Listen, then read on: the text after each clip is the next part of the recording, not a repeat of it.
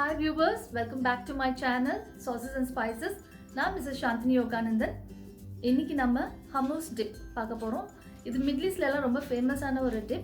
So இதில் வந்து நான் பார்த்தீங்கன்னா நிறைய ஷவர்மால இல்லைனா குப்பூஸில் அந்த மாதிரிலாம் போட்டு கொடுப்பாங்க. ஸோ இது வந்து நம்ம ரொம்ப ஈஸி பண்ணுறது அண்ட் ரொம்ப ஹெல்த்தி கூட இது. ஸோ இது எப்படி பண்ணுறது நம்ம பார்க்க போகிறோம். அதுக்கு முன்னாடி உங்கள் எல்லாருக்கும் ரொம்ப நன்றி. சப்ஸ்கிரைப் பண்ண அத்தனை பேருக்கும் ரொம்ப நன்றி. புதுசாக என் சேனல் பார்த்துட்ருக்கிறவங்க ப்ளீஸ் சப்ஸ்கிரைப் பண்ணிக்கோங்க. என்னோட சேனல் என்னோட வீடியோவில் உங்களுக்கு பிடிச்சிருந்துச்சுன்னா அதை லைக் பண்ணுங்கள், ஃப்ரெண்ட்ஸ்க்கு இதெல்லாம் ஷேர் பண்ணுங்கள், கமெண்ட் பண்ணுங்கள் எப்படி இருக்குன்னு சொல்லிட்டு. நம்ம வீடியோக்குள்ளே போகலாம்.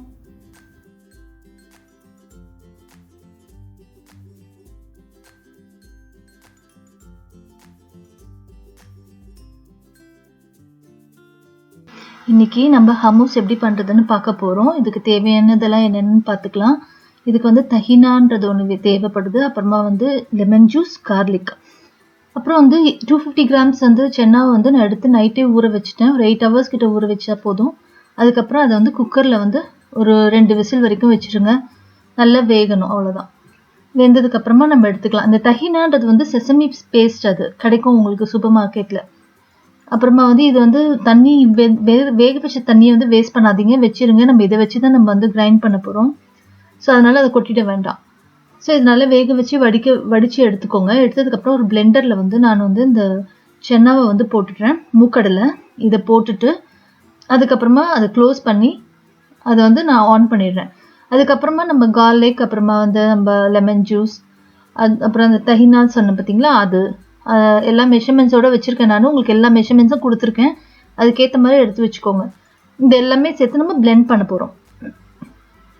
நல்லா பிளெண்ட் பண்ணிவிட்டு அதுக்கப்புறமா நம்ம வந்து வேக வச்ச தண்ணி இருக்கு இல்லையா, அதை வந்து சேர்க்க போகிறோம். நான் வந்து வேக வச்ச தண்ணி வந்து எனக்கு 1 கப் கரெக்டாக ஊற்றுனதுல நல்லா சாஃப்ட் ஆகிடுச்சு. ஸோ தேவைப்பட்டுச்சுன்னா மேலே கூட ஊற்றிக்கலாம் நீங்கள். அந்த பேஸ்ட் வந்து நல்லா சாஃப்டாக க்ரீமியாக இருக்கணும். அது வரைக்கும் நம்ம ஊற்றி அரைக்கணும். கரெக்டாக எனக்கு 1 கப் கரெக்டாக ஆச்சு. அவ்வளோதாங்க, முடிஞ்சிச்சுங்க. இந்த ஹம்மூஸ் வந்து எவ்வளோ ஈஸியாக பண்ணிடலாம். நம்ம இதை எடுத்து நம்ம சர்வ் பண்ணிக்க வேண்டியது தான். இப்போ இதை வந்து நம்ம சர்வ் பண்ணும்போது ஒரு பிளேட்டில் போட்டுட்டு அதை நல்லா ரவுண்டாக நம்ம வந்து ஸ்பூனில் அப்படியே சுற்றி விட்டுட்டு ஆலிவ் ஆயில் போடணும். மேலே நல்லா ஆலிவ் ஆயில் போட்டுட்டு வேணும்னா நடுவில் நீங்கள் அந்த தைனா சாஸ் கூட விட்டுக்கலாம். விட்டுட்டு இந்த சென்னா வேக வச்ச சென்னா இருந்ததுன்னா அதையும் சென்டரில் போட்டு நீங்கள் சர்வ் பண்ண வேண்டியது தாங்க, அவ்வளோதான். இது வந்து நிறைய ரெசிபிக்கு யூஸ் பண்ணலாம்.